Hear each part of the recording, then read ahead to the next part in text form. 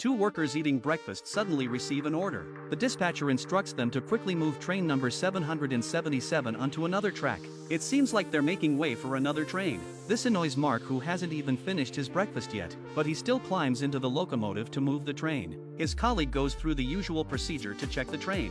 Suddenly he realizes the air brake hose hasn't been connected. He quickly radios Mark, telling him not to start the train. However, Mark ignores the warning. He simply redirects the train to a siding track. He figures the locomotive's other mechanical brake system can handle it. But as his colleague pulls the track switch, Mark notices the track in front of him hasn't changed direction. With 11 years of driving experience, this doesn't faze him. He pushes the lever into low-speed autopilot mode, then steps out of the cab on his own, apparently intending to manually switch the track before the train gets there. But what Mark never expected was, as he rushes forward with his hefty frame, the throttle lever snaps back due to resistance. As the train picks up speed, Mark finally realizes something's wrong. He runs after it with everything he's got, trying to climb back into the cab, but his clumsy body won't let him make the move. Eventually he stumbles and falls to the ground. The two can only watch helplessly as the train speeds away. Nearby workers have no idea how serious this is. Instead of helping, they laugh at the funny scene they just witnessed. And just like that, the train is completely out of control,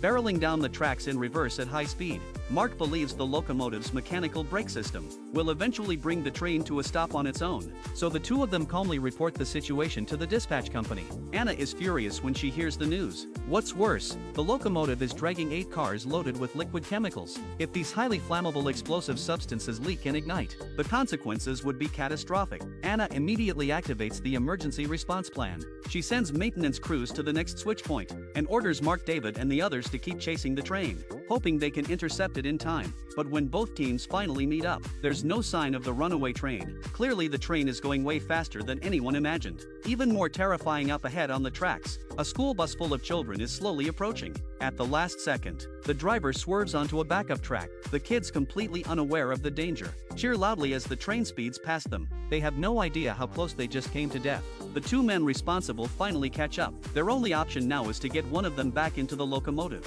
But the train is now going over 80 miles per hour, and climbing on is nearly impossible. One of them barely grabs the railing, only for an obstacle to appear ahead. They have no choice but to give up this attempt. News of the incident quickly spreads, and this crisis is broadcast live across the nation.